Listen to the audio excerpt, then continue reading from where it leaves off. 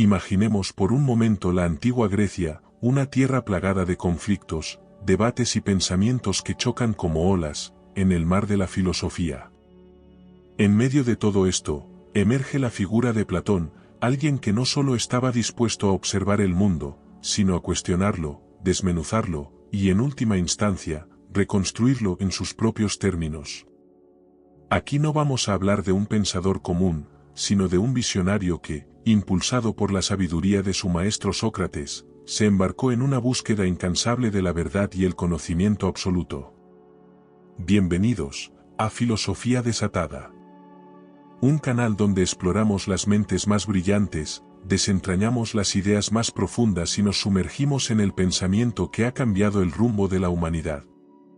Hoy, hablaremos de Platón, un filósofo que no solo escribió sobre la realidad y el conocimiento, sino que construyó un sistema de ideas capaz de reconfigurar el modo en que concebimos el mundo.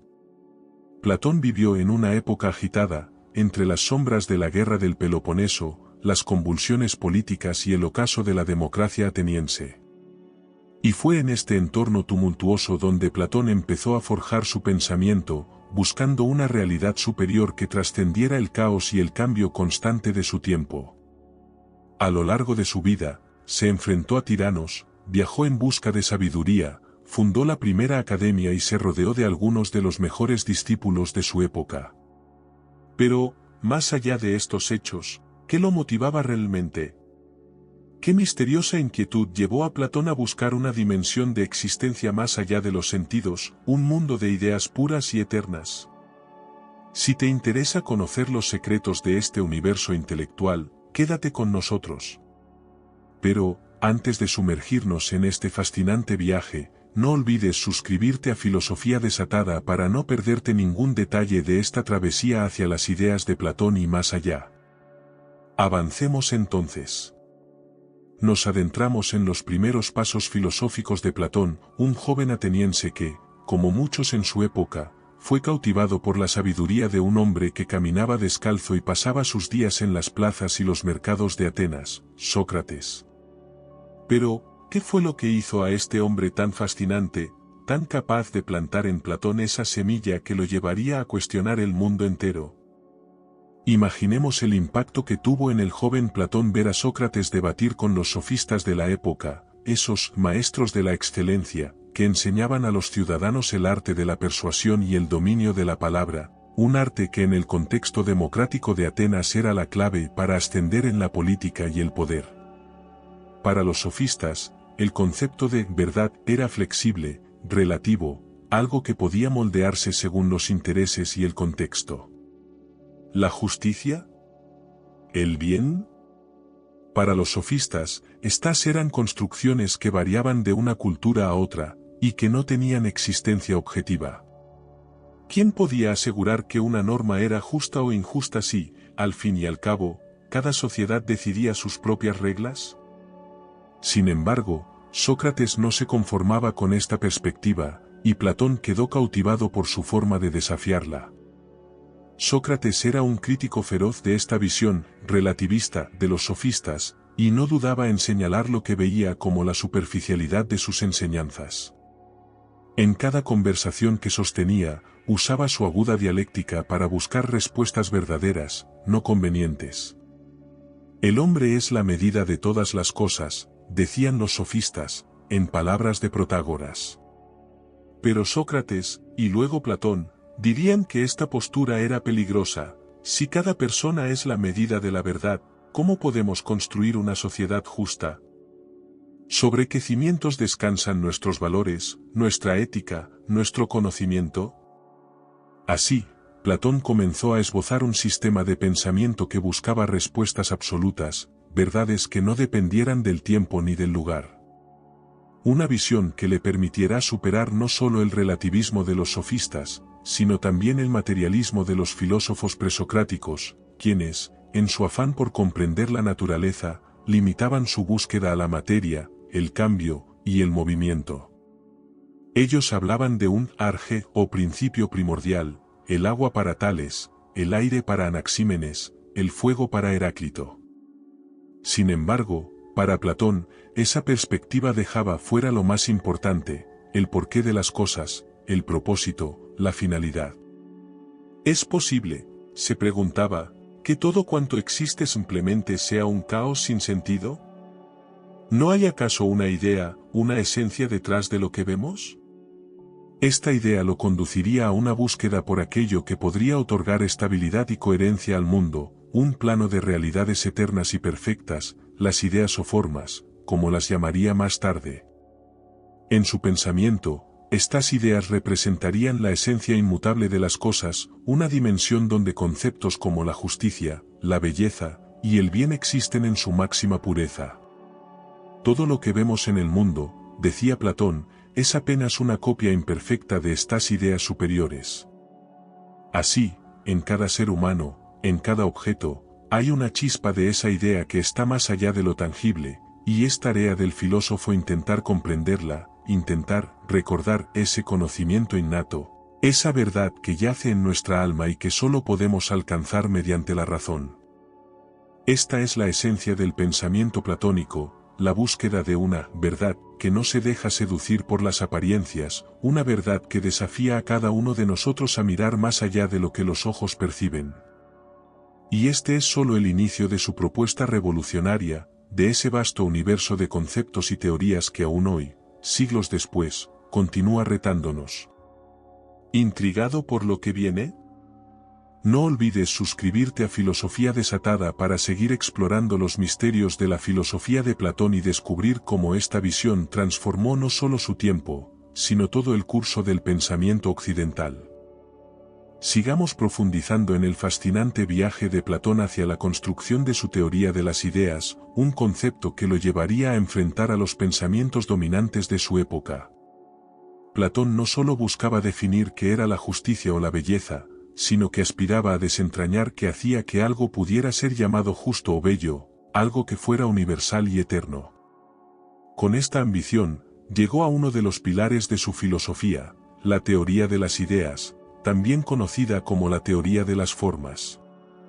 ¿De qué se trata? Vamos a descubrirlo. Imaginemos, por un momento, que cada cosa en este mundo desde la mesa frente a ti, hasta los conceptos como el amor o la justicia es solo una sombra de algo mucho más perfecto y verdadero que se encuentra en otro plano de existencia.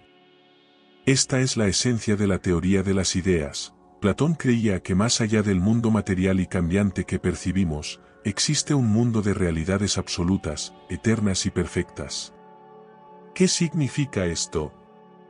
Que la justicia, el amor, la belleza, o incluso el concepto de mesa, existen en un nivel ideal, inmutable, puro, que no depende de nuestras percepciones ni de los caprichos del mundo físico.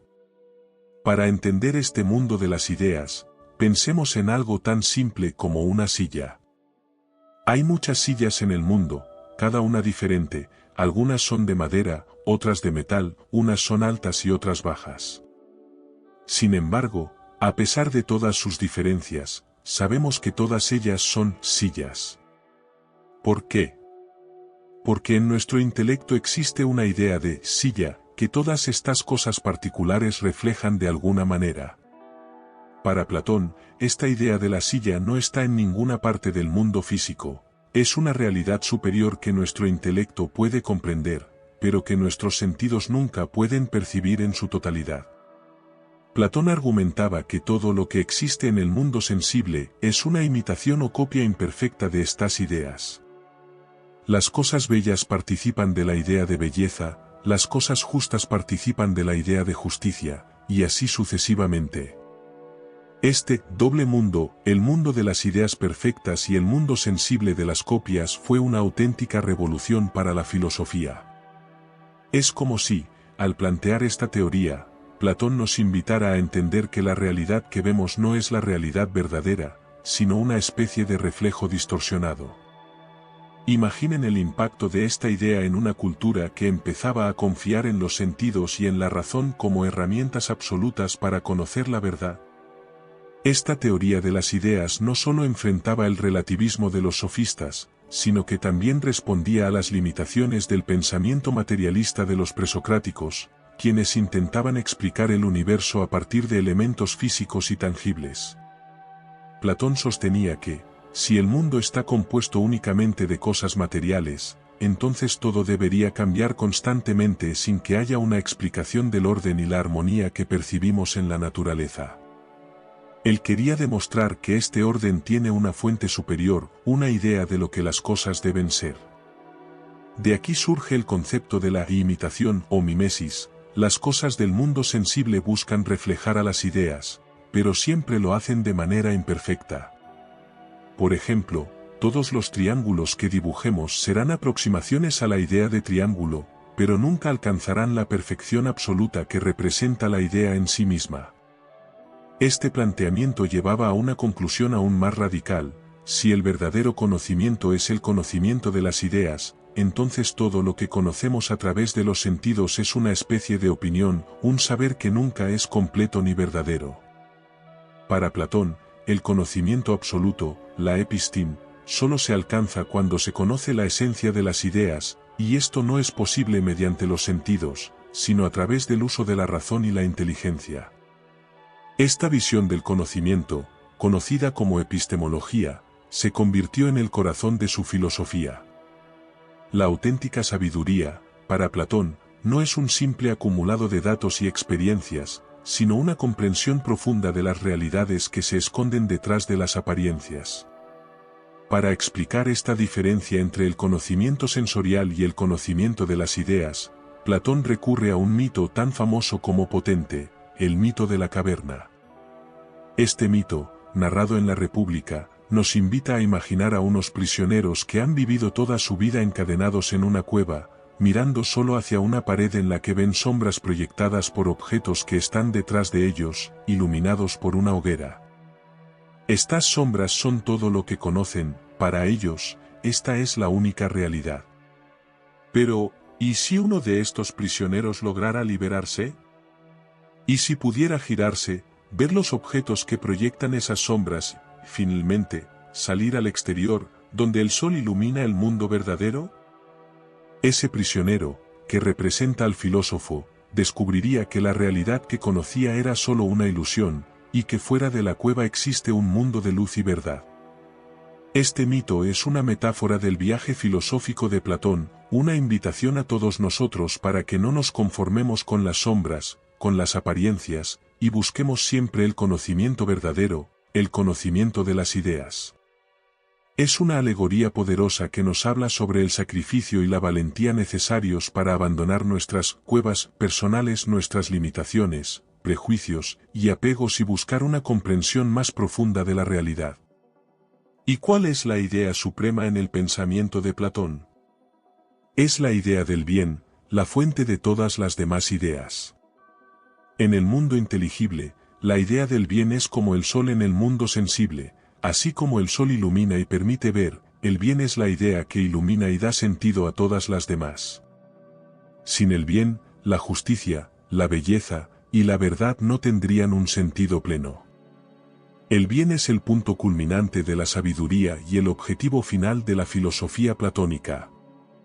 Para Platón, entonces, el filósofo es quien se atreve a salir de la cueva, quien intenta comprender este bien supremo y guiar a los demás hacia él. Y esta labor no es solo intelectual. Para Platón, conocer el bien nos impulsa a actuar de manera justa y a buscar una vida virtuosa. La filosofía, en su visión, no es una actividad teórica o alejada de la realidad, sino un compromiso vital con el conocimiento y la virtud, un llamado a transformar tanto nuestra comprensión del mundo como nuestras propias vidas. ¿No es fascinante? Imaginen vivir en un mundo donde creemos que todo lo que vemos y sentimos es solo una sombra de algo más. Si este pensamiento ha despertado tu curiosidad, si quieres seguir explorando el vasto universo de las ideas de Platón, suscríbete a Filosofía Desatada y acompáñanos en esta aventura filosófica. Continuemos, entonces, con el desarrollo de la filosofía platónica, adentrándonos en su visión del alma humana y cómo su teoría del conocimiento se vincula estrechamente con su concepción de la inmortalidad y la estructura tripartita del alma. Vamos a explorarlo en profundidad. Platón no solo se interesó en entender el mundo exterior y las ideas, sino que también dedicó buena parte de su pensamiento a desentrañar la naturaleza humana.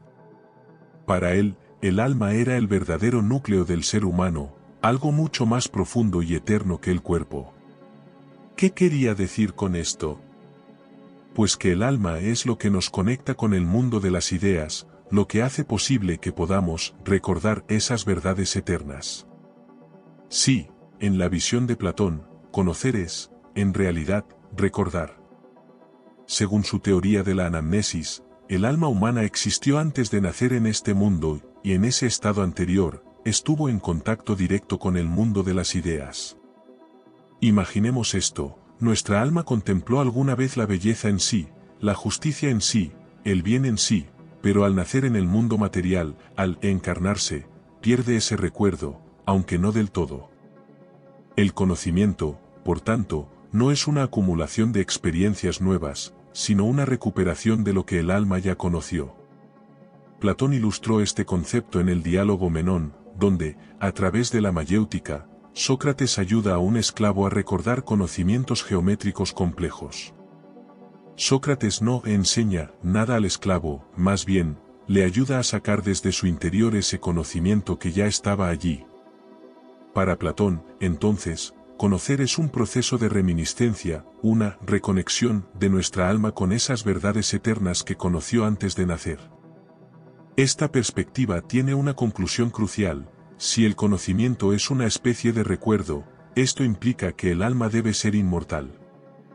El cuerpo puede perecer, pero el alma continúa su existencia, regresando al mundo de las ideas tras la muerte. En sus diálogos, especialmente en Fedón, Platón ofrece varios argumentos a favor de la inmortalidad del alma. Uno de ellos es el argumento de la simplicidad. El alma, al ser una realidad que no está compuesta de partes, es indivisible, por tanto, indestructible. No se rompe ni se descompone, sino que permanece intacta cuando el cuerpo muere. Platón también da otro paso crucial al establecer una estructura tripartita del alma en su diálogo Fedro y en la República. Según esta teoría, el alma humana tiene tres partes, cada una con sus propias características y funciones. La primera de ellas, el alma racional, que reside en la cabeza y que es la fuente de la razón, el intelecto y la búsqueda del conocimiento. Esta es la parte del alma que aspira a conectarse con las ideas, a comprender la verdad, y que, según Platón, debería gobernar sobre las demás partes del alma. Este componente es el que nos permite actuar con sabiduría y buscar el bien. La segunda parte del alma humana es el alma irascible o espíritu, que se encuentra en el pecho. Esta parte está asociada con las emociones nobles, como la valentía, el honor y la indignación ante las injusticias. Es la sede de nuestras pasiones elevadas, aquellas que nos impulsan a defender lo que es justo y correcto. Platón la describe como un caballo blanco, que es obediente a la razón y ayuda a que el ser humano se mantenga en el camino correcto cuando sigue la guía del intelecto. La tercera y última parte del alma humana es el alma concupiscible, situada en el abdomen, es la fuente de los deseos y las pasiones más básicas. Es la parte de nuestra alma que busca la satisfacción de las necesidades corporales, la comida, el sexo, la comodidad, el placer. Platón compara esta parte con un caballo negro, desobediente y difícil de controlar, que tira hacia los impulsos y deseos más inmediatos. Estos tres componentes, juntos, conforman la naturaleza humana, pero para Platón el ideal es que el alma racional guíe al alma irascible y concupiscible. El filósofo utiliza el mito del carro alado para ilustrar este concepto. El alma es como un carro tirado por dos caballos, uno blanco y obediente, el alma irascible, y uno negro y rebelde, el alma concupiscible, que intenta desviarse constantemente. Al frente de estos caballos se encuentra el auriga, que representa el alma racional, y su tarea es dirigirlos para alcanzar la meta, que no es otra que la contemplación de las ideas, especialmente la idea del bien. Si el auriga la razón logra controlar y guiar a los caballos, el alma alcanza la armonía y se mueve en la dirección correcta, hacia el conocimiento y la virtud. Pero si el caballo negro toma el control, el alma queda atrapada en los deseos y en el mundo sensible, alejándose del verdadero conocimiento y de la justicia. Para Platón, esta lucha interna en el alma es el reflejo de la lucha del ser humano por vivir una vida virtuosa, un equilibrio que se alcanza cuando cada parte del alma cumple su función y se subordina a la razón. Este equilibrio, o arete, excelencia o virtud, es el ideal para Platón. La vida virtuosa es aquella en la que cada parte del alma actúa en su propio dominio, la razón busca el conocimiento, el espíritu mantiene la valentía y el sentido de justicia, y la parte concupiscible obedece en sus deseos básicos sin dominar a las otras. En su visión, una persona justa y virtuosa es aquella en la que las tres partes del alma están en perfecta armonía, algo que también aplica a su visión de la polis ideal, en la que cada clase social desempeña su papel en armonía con las demás. Además, Platón nos lleva a cuestionarnos, ¿cómo podemos alcanzar esa vida justa y equilibrada? Aquí aparece otro de sus conceptos fundamentales, la educación filosófica. En su opinión, el desarrollo de la razón y la búsqueda de la verdad deben ser el centro de la educación, pues solo mediante el conocimiento de las ideas podemos alcanzar el autoconocimiento y aprender a controlar nuestras pasiones y deseos. Este camino hacia la sabiduría es, en el fondo, una forma de liberación, de salir de las cadenas de los deseos y alcanzar la libertad de una vida guiada por la razón y orientada hacia el bien. Pero Platón no solo concebía la educación como un medio para el autoconocimiento individual, la veía como un instrumento esencial para la construcción de una sociedad justa. De hecho, en la República, plantea un sistema educativo riguroso y selectivo, donde los futuros gobernantes a quienes él llama filósofos reyes, son formados en la filosofía y las ciencias para que puedan gobernar con sabiduría y justicia. Platón consideraba que sólo aquellos que hubieran alcanzado el conocimiento de la idea del bien estarían verdaderamente capacitados para liderar la polis, ya que sabrían diferenciar entre lo justo y lo injusto, lo verdadero y lo falso, y actuarían guiados no por intereses egoístas, sino por el bienestar de la comunidad. Aquí vemos cómo su teoría de las ideas se expande y se convierte en una propuesta ética y política. Para Platón, la filosofía no es solo una búsqueda intelectual, es una práctica transformadora que nos llama a vivir conforme a los valores absolutos y a organizar la sociedad de acuerdo con estos principios universales. En su visión, una polis ideal es aquella en la que cada individuo, cada clase social y cada institución están alineados con la idea del bien, y en la que el conocimiento y la virtud son los fundamentos del poder. En resumen, la teoría platónica del alma, la inmortalidad, y la educación nos invita a reflexionar sobre nosotros mismos y a buscar un equilibrio que nos permita vivir en armonía, tanto a nivel personal como social.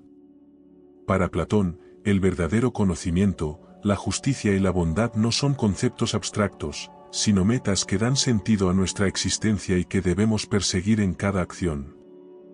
Así que, si este análisis sobre la esencia humana, la inmortalidad del alma y la búsqueda del bien ha despertado tu interés, no olvides suscribirte a Filosofía Desatada. Sigamos, entonces, adentrándonos en las profundidades de la filosofía platónica. Hasta ahora, hemos visto cómo Platón concibe el mundo de las ideas y su teoría del alma, pero un aspecto fundamental de su pensamiento es su ética y su visión de la política. En la República, Platón no solo describe cómo debería ser la vida individual en búsqueda de la virtud, sino que también presenta su visión de cómo debería organizarse una sociedad justa, un modelo ideal que ha influido a pensadores, políticos y filósofos durante siglos. Vamos a descubrir cómo se despliega esta propuesta de la polis ideal. Para Platón, la ética y la política están profundamente entrelazadas, ya que una vida individual virtuosa es imposible sin una estructura social que promueva la virtud en todos sus ciudadanos. Él ve a la polis, la ciudad-estado, como una extensión del alma humana, al igual que el alma necesita equilibrio para alcanzar la justicia, la polis necesita una estructura equilibrada en la que cada clase social cumpla con su función específica. De esta forma, Platón concibe la polis ideal como un lugar donde cada ciudadano tiene un papel claro y esencial, y donde todos están alineados en la búsqueda del bien común. En su obra La República, Platón plantea una organización social que se basa en 3 clases fundamentales, cada una de ellas correspondiendo a una de las partes del alma. Estas clases son: en la cúspide de la estructura social, Platón sitúa a los filósofos reyes, aquellos pocos individuos que han alcanzado el conocimiento de la idea del bien y que, por tanto, son los únicos capaces de gobernar con verdadera justicia y sabiduría. Esta clase corresponde al alma racional en la teoría platónica, y representa la razón y la búsqueda del conocimiento. Los gobernantes deben ser sabios y virtuosos, y su objetivo no es el poder personal, sino el bienestar de toda la polis. Platón estaba convencido de que sólo aquellos que han trascendido sus intereses egoístas y han dedicado su vida a la filosofía pueden tomar decisiones verdaderamente justas. La segunda clase está formada por los guardianes o soldados, cuya tarea es proteger a la polis y mantener el orden. Esta clase representa el alma irascible o el espíritu, pues es la fuente del valor y el sentido del honor. Los guardianes deben poseer una fuerte disciplina y lealtad a la ciudad, así como un sentido profundo de justicia, ya que son los encargados de defender tanto a la polis de los enemigos externos como de los conflictos internos. Para Platón, estos individuos deben ser educados para actuar con coraje, y su compromiso no puede depender de intereses personales, sino de una entrega total al bien común. La tercera clase está formada por los productores, es decir, los agricultores, artesanos, comerciantes y todos aquellos que realizan las labores esenciales para satisfacer las necesidades materiales de la polis. Esta clase corresponde al alma concupiscible, aquella que se ocupa de los deseos y las necesidades corporales. Los productores deben concentrarse en producir bienes y servicios necesarios para la supervivencia de la sociedad, y aunque Platón considera que no necesitan la misma educación filosófica que los gobernantes, su trabajo es fundamental para el bienestar general de la ciudad. En este modelo de polis, cada clase tiene un rol específico, y el cumplimiento de ese rol es lo que lleva a la justicia social. La justicia, para Platón, es el estado en el que cada uno hace lo que le corresponde, sin interferir en las tareas de los otros. Los gobernantes gobiernan, los guardianes protegen, y los productores trabajan para mantener la vida de la polis. Cuando cada clase cumple su función en armonía con las demás, la polis en su conjunto alcanza la justicia y la excelencia. Pero, ¿por qué es tan importante que los filósofos sean los que gobiernen? Platón creía que sólo ellos podían ver más allá de las apariencias y comprender la verdadera naturaleza de la justicia, el bien y la virtud.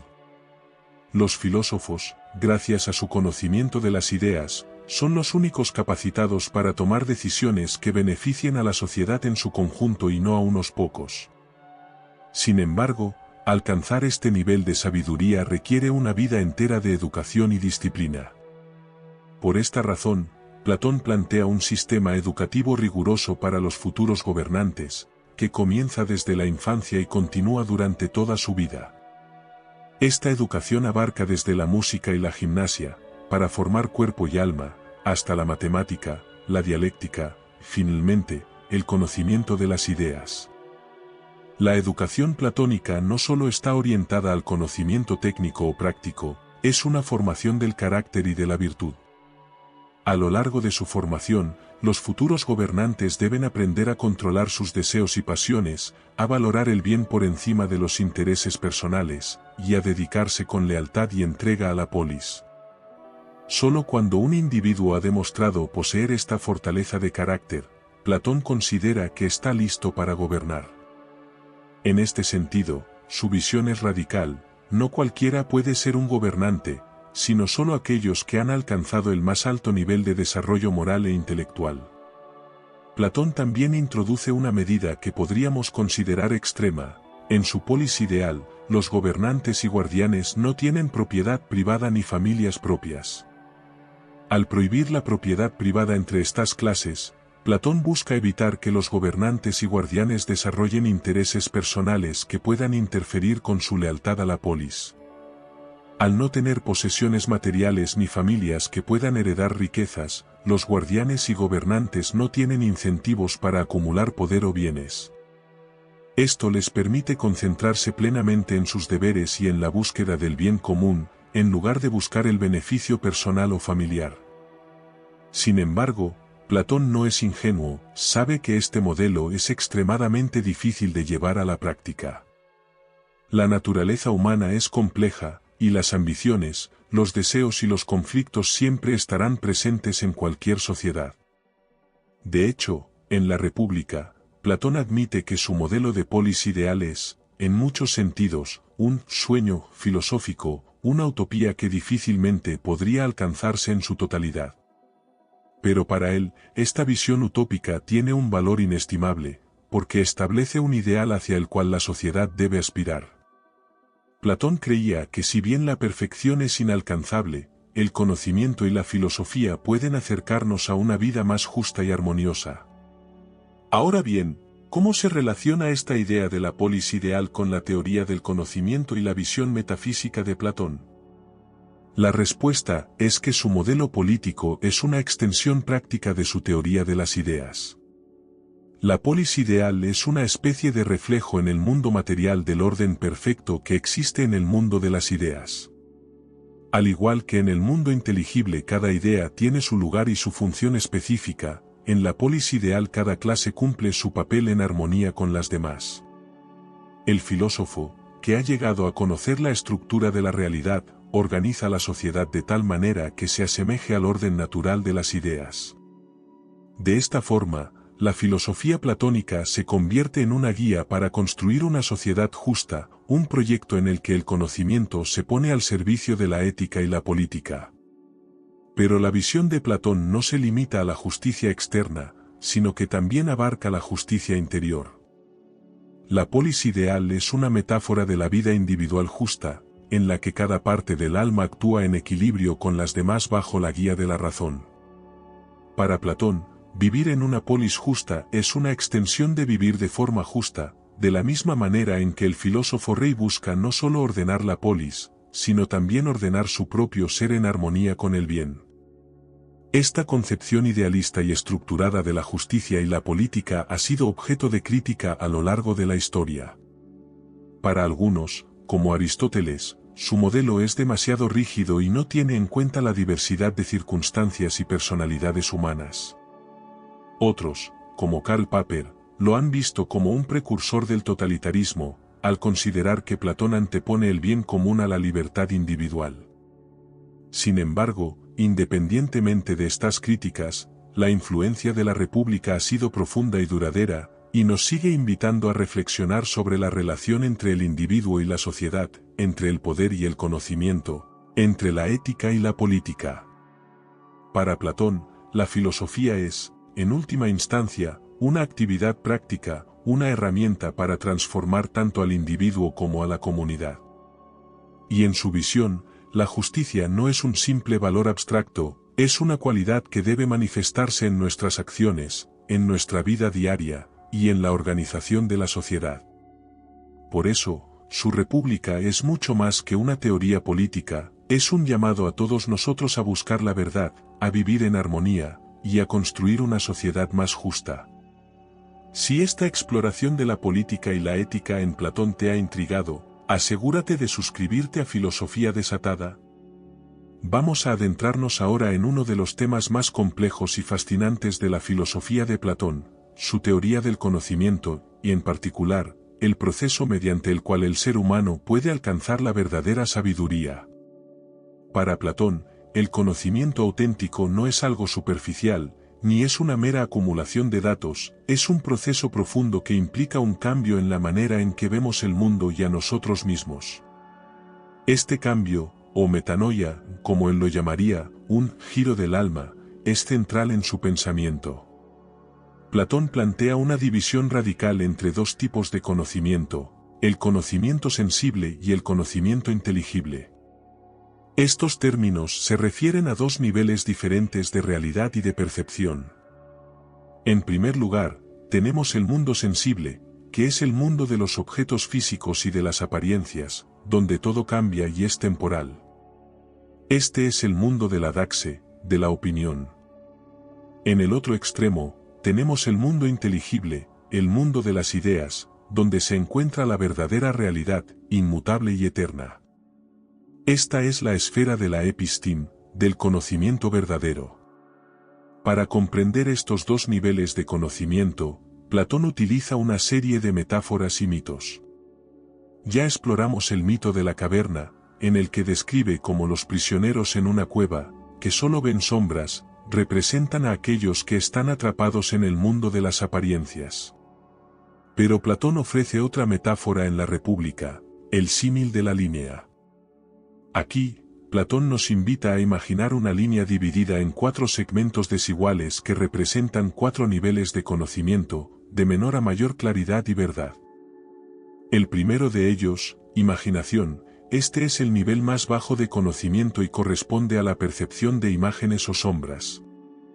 En este nivel, solo tenemos una comprensión muy vaga y limitada de la realidad, como aquellos que en el mito de la caverna solo ven sombras en la pared. La imaginación es una especie de reflejo, una copia distorsionada de la verdad, y en ella predominan las ilusiones y las interpretaciones superficiales. El segundo nivel es la creencia. En este, la persona ya no percibe solo sombras, sino que observa los objetos físicos. Sin embargo, sigue siendo un conocimiento limitado, pues está basado en los sentidos y en las apariencias del mundo sensible. La creencia es algo más estable que la imaginación, pero aún es un conocimiento parcial e inexacto, ya que el mundo físico es cambiante y está sujeto a la corrupción y la muerte. En el tercer nivel de conocimiento, el pensamiento discursivo, el individuo comienza a dejar de lado las apariencias y a usar la razón para alcanzar el conocimiento de las matemáticas y otras ciencias formales. Aquí, el pensamiento es más abstracto y se basa en principios y conceptos, pero aún depende de ciertos supuestos o hipótesis. En este nivel, el conocimiento es más claro y duradero, pero aún no es el conocimiento último, ya que el individuo necesita basarse en objetos o figuras físicas para pensar en los conceptos. El cuarto y último nivel es la inteligencia o conocimiento noético. Este es el nivel más alto de conocimiento y el que, según Platón, solo alcanzan los filósofos tras un proceso arduo de formación y disciplina. En este nivel, el conocimiento es directo, no depende de las apariencias ni de los sentidos, sino que es un acceso puro y directo a las ideas en su forma más pura. La noesis es la capacidad de ver la verdad absoluta, de contemplar las ideas tal como son. Aquí, el individuo conoce el bien, la justicia y la belleza en sí mismas, sin intermediarios, y alcanza la sabiduría completa. Para Platón, solo este último nivel de conocimiento es verdaderamente digno de ser llamado epistim. En el proceso de ascenso por estos niveles, la persona se libera progresivamente de las cadenas de la percepción sensible y de las ilusiones, y se acerca cada vez más a la luz de la verdad. Es, en muchos sentidos, un proceso de liberación espiritual, un ascenso desde la ignorancia hasta la sabiduría. Este ascenso no es simplemente un proceso intelectual, es un viaje de transformación interior en el que el alma se purifica y se acerca cada vez más al conocimiento de las ideas. ¿Y cómo se puede alcanzar esta sabiduría? Para Platón, este camino es, en esencia, una combinación de disciplina filosófica y educación.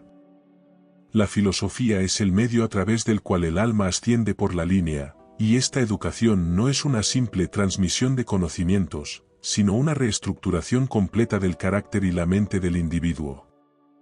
En la República, Platón propone un sistema educativo que comienza con la gimnasia y la música, disciplinas que forman el cuerpo y el alma en sus primeros años, y que progresa hacia las matemáticas, la geometría, y la dialéctica en las etapas avanzadas. La dialéctica, o el arte de argumentar y cuestionar, es la culminación de esta formación y el medio mediante el cual el alma llega a contemplar las ideas sin necesidad de intermediarios. La dialéctica, en este sentido, no es simplemente un ejercicio lógico, es un medio para liberar la mente de las ilusiones y enseñarla a cuestionar, a buscar la esencia detrás de las apariencias. En el diálogo y el debate, el individuo aprende a ver más allá de las opiniones y a descubrir las estructuras profundas de la realidad.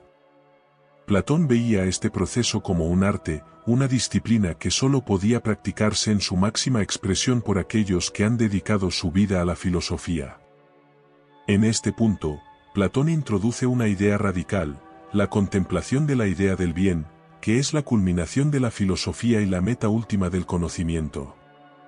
La idea del bien es, en su pensamiento, la fuente de toda existencia, la idea suprema que da sentido y propósito a todas las demás ideas.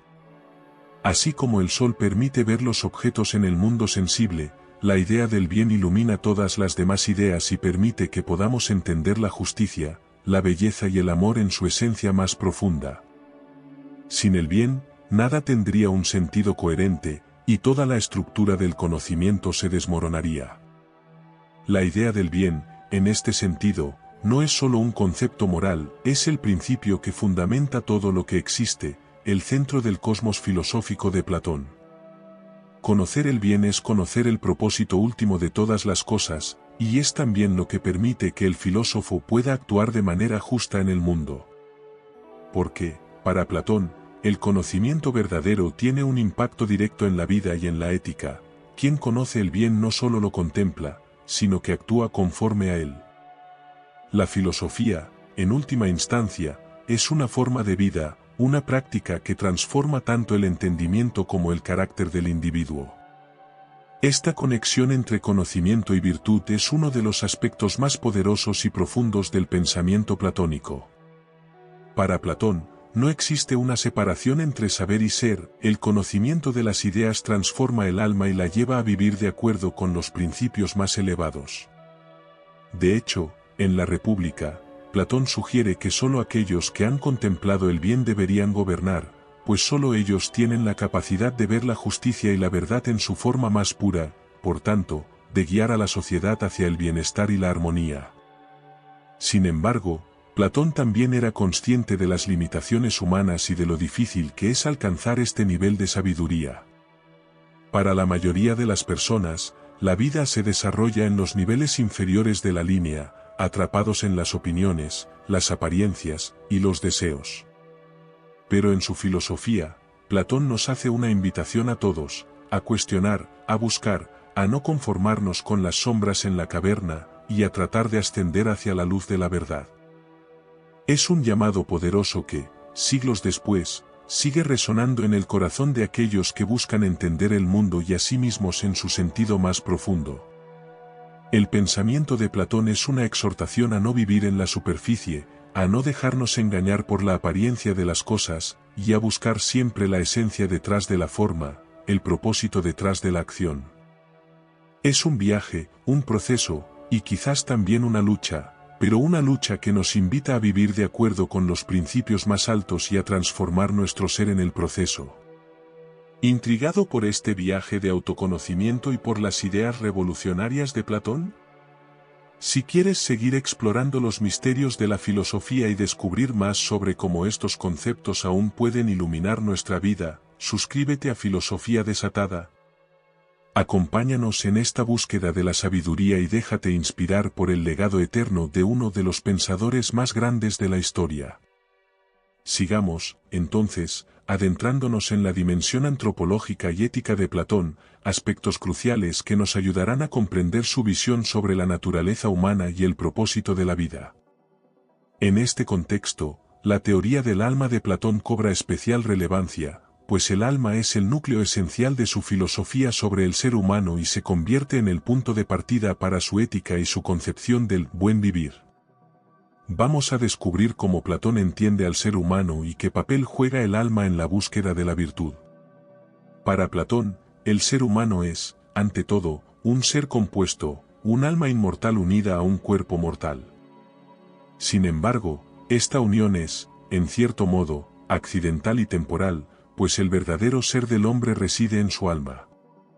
El cuerpo es una especie de vehículo que el alma utiliza mientras está en el mundo material, pero la naturaleza del ser humano es espiritual y está profundamente conectada con el mundo de las ideas. De hecho, para Platón, la presencia del alma en el cuerpo representa una especie de caída o exilio en el mundo sensible, un estado de separación de su verdadero hogar, que es el mundo inteligible. Este concepto se desarrolla en el Fedón, donde Platón discute la inmortalidad del alma y ofrece varios argumentos para demostrar que el alma es eterna y que sobrevive a la muerte del cuerpo. Uno de los argumentos más conocidos es el de la reminiscencia, que sostiene que aprender es, en realidad, recordar. Platón argumenta que el conocimiento de las ideas no se adquiere en esta vida, sino que es un recuerdo de lo que el alma ya conocía antes de encarnarse en el cuerpo. Según esta teoría, la capacidad de comprender conceptos universales como la justicia, la belleza o el bien es una prueba de que nuestra alma ha estado en contacto con estas realidades eternas en algún momento, lo que implica que nuestra existencia no comienza con el nacimiento ni termina con la muerte. Pero, ¿cuál es el destino del alma después de la muerte? Platón sugiere que el destino del alma depende de cómo haya vivido su vida en la tierra. Si el alma ha buscado la sabiduría y ha vivido de acuerdo con los principios de la virtud, entonces es capaz de separarse del cuerpo, pura, y regresar al mundo de las ideas. En cambio, si el alma se ha dejado arrastrar por los deseos y las pasiones del cuerpo, sufre un destino distinto, puede ser reencarnada en otro cuerpo y obligada a repetir el ciclo de nacimiento y muerte hasta que logre alcanzar la purificación. Este ciclo de reencarnación se conoce como metempsicosis y refleja la influencia de la filosofía órfica y pitagórica en Platón, que defendían una visión similar de la transmigración del alma. Platón utiliza la metáfora del mito del carro alado, en el diálogo Fedro para ilustrar la estructura tripartita del alma y la lucha que enfrenta en su búsqueda del conocimiento y la virtud. En esta alegoría, el alma es como un carro tirado por dos caballos, uno blanco y otro negro, y dirigido por un auriga o cochero. El auriga representa la parte racional del alma, el logos, que aspira a la sabiduría y a la contemplación de las ideas. El caballo blanco simboliza el timos, el espíritu o la voluntad, que está asociado con las pasiones nobles y el sentido del honor, mientras que el caballo negro representa la parte concupiscible del alma, los deseos y apetitos que nos inclinan hacia el placer y las satisfacciones corporales. La tarea del auriga, o la razón, es mantener el control de ambos caballos y guiar el carro hacia el conocimiento de las ideas. Sin embargo, este es un desafío constante, ya que el caballo negro, simbolizando los impulsos irracionales y las pasiones desordenadas, intenta constantemente desviar el carro y alejarlo de la meta. El caballo blanco, aunque noble, también necesita ser controlado, pues su fuerza y su ímpetu pueden llevar al carro fuera de su curso si no se rige por la razón. Para Platón, la vida virtuosa es aquella en la que el alma racional domina las otras dos partes del alma y mantiene el equilibrio entre ellas, permitiendo que el alma avance hacia el bien. Este equilibrio entre las tres partes del alma es lo que Platón considera como justicia interior. En su pensamiento, la justicia no es solo un valor social, sino también una armonía dentro del individuo, un estado de orden en el que cada parte del alma cumple con su función y se subordina a la guía de la razón. Esta es la esencia de la ética platónica, vivir de acuerdo con la razón y ordenar el alma de tal manera que cada uno de sus elementos esté en armonía con los otros. La virtud, para Platón, es esta armonía interior, y se expresa en 4 virtudes cardinales. 1. La prudencia. Es la virtud de la parte racional del alma, la capacidad de discernir entre lo verdadero y lo falso, lo bueno y lo malo. La prudencia nos permite tomar decisiones sabias y orientadas hacia el bien. 2. El valor. Es la virtud de la parte irascible o espíritu del alma. El valor se manifiesta en la capacidad de mantenernos firmes frente a las adversidades y de actuar con coraje y determinación en defensa de lo que es justo y correcto. 3. La templanza. Es la virtud de la parte concupiscible del alma, y consiste en la capacidad de controlar los deseos y de evitar los excesos. La templanza nos ayuda a moderar los placeres y a mantener el equilibrio entre los impulsos del cuerpo y los principios de la razón. 4. La justicia. Es la virtud que surge cuando las tres partes del alma están en equilibrio y cada una cumple con su función sin interferir en la de las otras. La justicia es, por tanto, la armonía interior del alma y la base de todas las demás virtudes. Estas cuatro virtudes forman la base de la ética platónica y son la guía para una vida plena y orientada hacia el bien. En la visión de Platón, la felicidad no se encuentra en el placer ni en la riqueza, sino en la realización de estas virtudes, en la purificación del alma y en la búsqueda de la sabiduría. La vida virtuosa es una vida que se orienta hacia el conocimiento de las ideas y hacia la contemplación de la realidad eterna y perfecta. Esta es la máxima aspiración del filósofo y el propósito último de la existencia humana. Platón plantea esta idea de la vida virtuosa no solo como una meta personal, sino también como un ideal colectivo. En su polis ideal, descrita en la República, el Estado debe promover la virtud en sus ciudadanos y crear las condiciones necesarias para que cada persona pueda desarrollar su potencial al máximo. La educación, en este sentido, juega un papel crucial, pues solo a través de una educación que cultive la razón y la virtud es posible alcanzar una sociedad justa. La filosofía, la música, la gimnasia y la matemática son parte de este sistema educativo que, en la visión de Platón, prepara a los ciudadanos para vivir de acuerdo con el bien y contribuye a la armonía de la polis. La justicia, entonces, es para Platón tanto una virtud individual como una cualidad social. Una sociedad justa es aquella en la que cada individuo vive de acuerdo con la virtud y en la que el orden social refleja el orden interior del alma. Así como el alma debe estar en equilibrio para alcanzar la felicidad, la sociedad debe estar organizada de tal manera que cada ciudadano pueda contribuir al bien común desde su propia función y en armonía con los demás. La teoría del alma de Platón no solo nos habla de la naturaleza humana y de la ética, sino que también nos plantea una concepción del sentido de la vida y de la trascendencia. Para Platón, el propósito de la vida humana es la purificación del alma, el ascenso desde el mundo sensible hacia el conocimiento de las ideas y la contemplación de la verdad absoluta.